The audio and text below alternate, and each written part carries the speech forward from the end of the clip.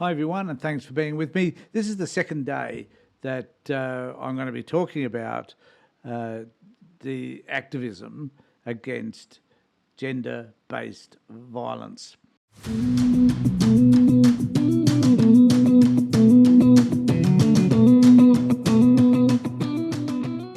Now, for many of you, probably this may or may not interest you, but it's an issue that I believe should interest every one of us. And it's very disappointing that since this program has been released, United Nations innovation, if you like, to start talking about and having conversations about the impact that domestic violence has on our community, and particularly the impact that it has on women and children. Now, it's disappointing to me that if I post something around politics, it tends to get a lot more attention than posting something around domestic violence. But I'm posting this because this is an area that has concerned me for decades. And I've worked actively in this space and have some knowledge or understanding about how to work with men in particular when it comes to discussing domestic violence, the impact that their behaviour has on their partners and their children. So the reason why it is important to talk about this is that 1 in 4 women, and perhaps a little bit more these days, but it used to be 1 in 4, had experienced domestic violence. And the percentage of women who experience sexual assault is even higher. So it is an issue which we could choose to deny, but I choose not to, hence the reason why I've done this video. So, and I declared in the last video yesterday that every day I'll be putting a post out in relation to this 16 Days of Activism, and we're now in day 2. Today I wanted to highlight something that Michael Flood, who's a sociologist and a professor and an expert in this particular area, has done heaps and heaps of research, particularly around boys and boys' attitudes towards women and girls and how that has impacted their behaviour. And he was quoted in an article in The Conversation the other day, which I think some of which I need to talk about just briefly with you. And then I want to talk about another aspect which I've investigated myself and which I believe has helped many men deal with this issue. And I'm just going to give some skill. So it's kind of like a skill set part or program as well today. So if you're one of those persons that either has been a perpetrator of domestic violence or has issues with your behaviour, or if you're a woman or a young person who has experienced domestic violence, this will also, I hope, be helpful to you. So I first wanted to just quote what my friend Michael Flood had said. And it says, so while one might expect, after all the recent community debate, which has centred around schools and the boys' inappropriate behaviour towards young girls, that young men would have better attitudes to women than their elders. This is the assertion. And Flood explains why that actually isn't the case, and I find this relatively disturbing. We can't simply assume that young men have better attitudes than older generations of men or other people, because the fact is they don't. So, for example, the highest rates of sexual violence offering in Australia are among young men 15 to 19. Young men in their late teens and early 20s, in fact, often have poorer attitudes to sexual violence and domestic violence than slightly older cohorts of men than men in their late 20s, men in their 30s and their 40s. What can be done to combat these behaviours in young men? And this is, I think, a significant and important question. Parents have a vital role to play, and funnily enough, fathers have a particularly vital role to play. I don't see that's funnily enough, because I know that they do. And the first thing I think that parents in general and fathers in particular can do is role model equity and role model respect. A second thing that I think parents can do is have those conversations, and they can be awkward or embarrassing conversations, but have conversations about pornography, have conversations about relationships, have conversations with other children and young men about consent and respect and so on. And Michael's quite clear, I think, that it's important to be able to find ways to have conversations. But it is also important to understand how you need to go about those conversations.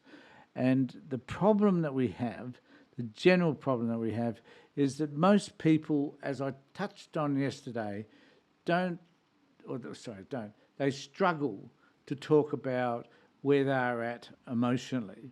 And one of the reasons why they struggle in this particular area is because we don't understand the words, or we aren't cognitively aware of words which describe best how we are feeling. So what we use, and bear with me, just stick with me over this, because this is a really important issue. This is a key issue. So I developed some years ago a process called experiential emotional therapy, which was basically based on trying to find a way to have conversations with men about how they felt. Now, Michael's suggesting that men should have these conversations with their sons about how they feel and about pornography and other things. But then I think that often those men that are having those conversations don't know the feelings that they have anyway, or they don't know how to express those feelings, and they don't know how to elicit the appropriate feelings out of the young people that they're speaking to. So I've tried, in vain sometimes, I think, to rectify that problem. So I'm going to offer you a solution, or what is, I think, is my solution for this. Now, the fundamental point is that, and I want you to think about this in terms of your own assessing or accessing your emotions or feelings. So if you're asked to think about something that's happened in your life that has been distressing, and you look for words to describe what that was, a lot of people will come up with frustrated, resentful, angry, annoyed, maybe. So they might come up, generally people will come up with 5 words, maybe not those 5, but they'll come up with 5 words, perhaps, that they use all the time. So, and one of them is sad.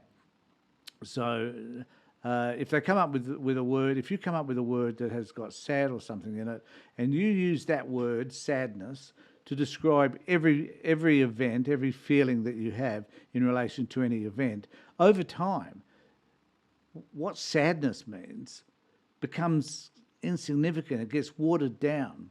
It doesn't have any real meaning at all. And it's important for us to understand that we need to find meaning in our words. We need to discover new ways of describing how it is that we're feeling, because the words that we use over time, if we use the same words all the time, then those feelings that we're trying to identify become insignificant. So if you're saying that you feel sad about everything that seems to be happening in your life, then, what does sadness actually mean? So we need to find other words. So I discovered that most people only have about 5 words they use all the time. There are thousands of words that one could use to describe how they're feeling. So I came upon, and I just looked it up on the internet, and I couldn't find it now, so it's gone for some particular reason, but I have a copy of feeling word lists. So these are lists of feeling words that we can use to help to prompt us to better understand what it is that we're actually feeling. Now, the reason why this is so important is that if you say that because you had a business relationship with somebody and they did something that you didn't like, and you just said that experience made you sad, whereas the reality was that you felt betrayed, the term betrayal has a far greater meaning in that situation. And also, what often I discovered was that words that we use to describe events in our lives are not just about that one event. So if we take the betrayal example, we might find that there have been other events in our lives where we felt betrayal. betrayed. So it becomes like a bit like an onion. And I used to work with Vietnam vets, and Vietnam vets used to get upset over the smallest things. So an example of that was that they, when a partner had put a coffee cup on a table and not put a plate, a mat or something underneath it, and that which would have prevented any staining on the table, that they would blow up about that, or the toilet paper being inverted and placed around the other way.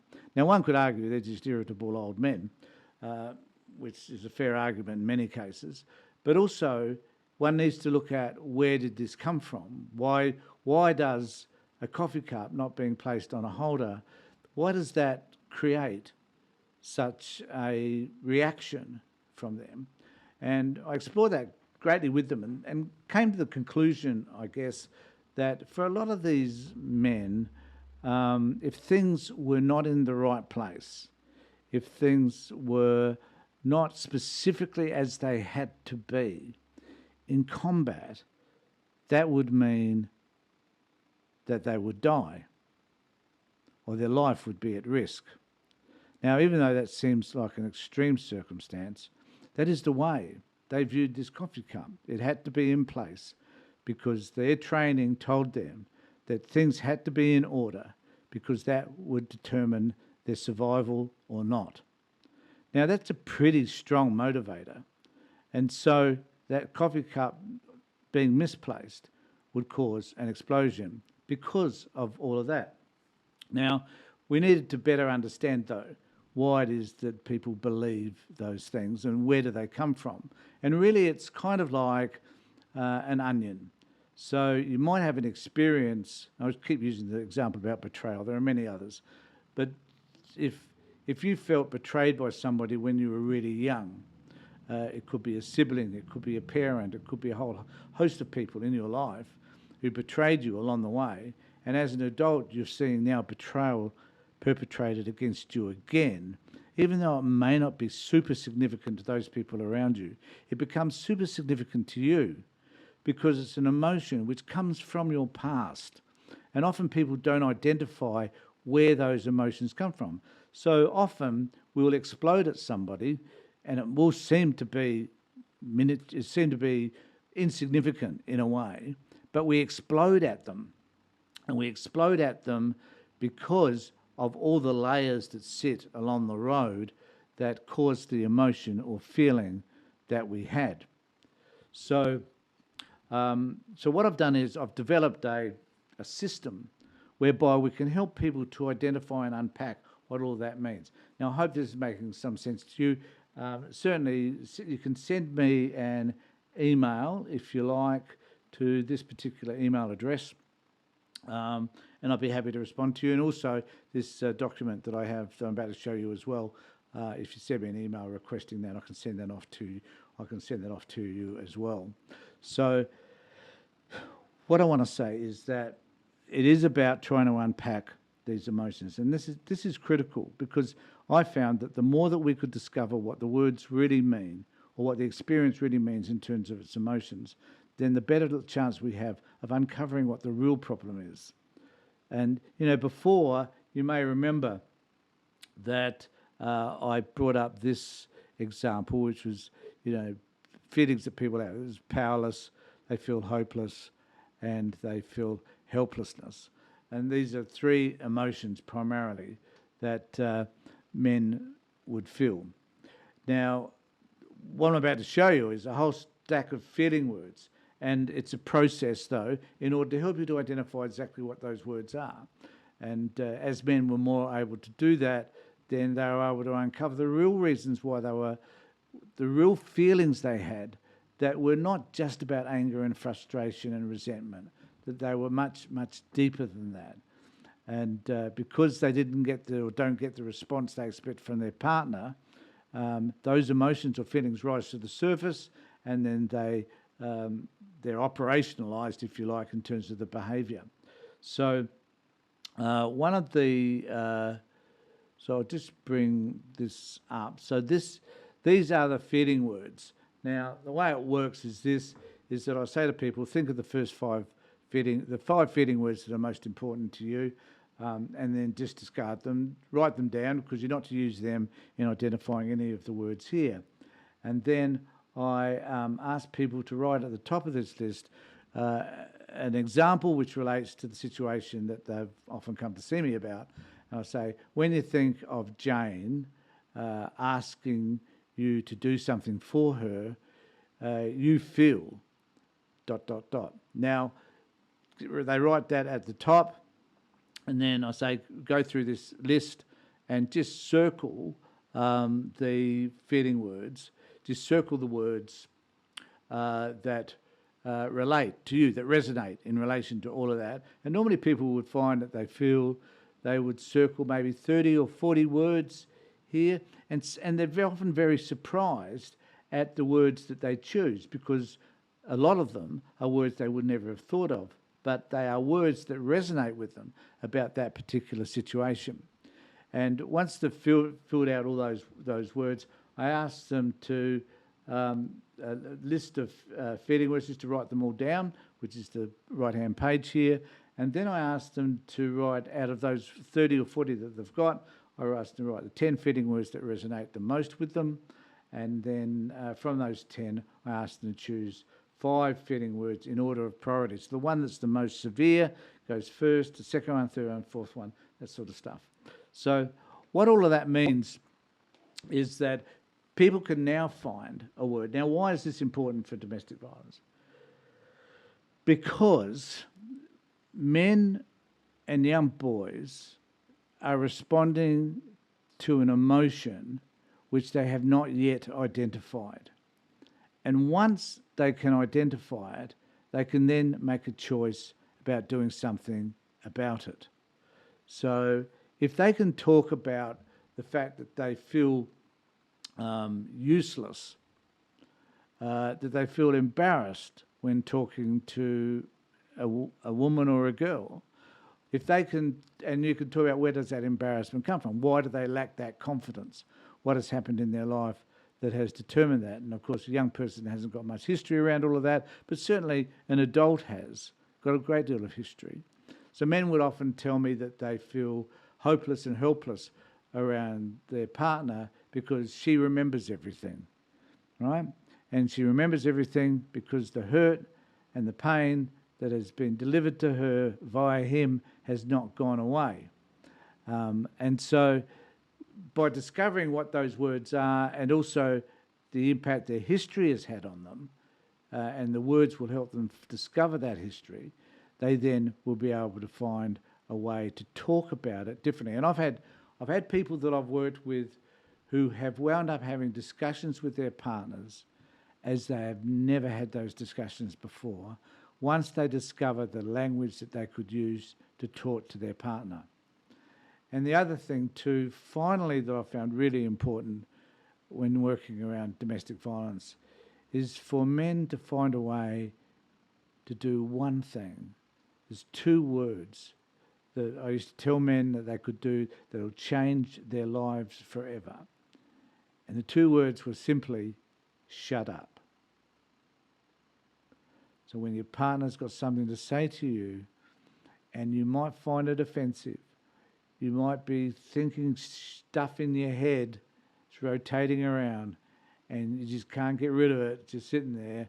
And sometimes men will have this stuff circulating, and it will be interfering with listening to what they're being told, which is often about the woman saying about how that behaviour has affected me. And we as men don't hear it because we've got this chatter going on in our heads. So I try to encourage men just to learn to shut up, put that stuff aside, which is really difficult, I know, and just listen to what the woman says. So that's my day 2 of 16 days of activism. And so I've got more and more of this stuff to talk about. And so if you're finding it interesting at all, please let me know. I'd be more than happy to hear from you. If there's questions that you've got in relation to this, I'd be more than happy to discuss them with you as well. And you can do that via this particular email. So let me know what you think via email if need be. In the meantime, take care, look after yourselves, look after the people around you in particular, and be safe.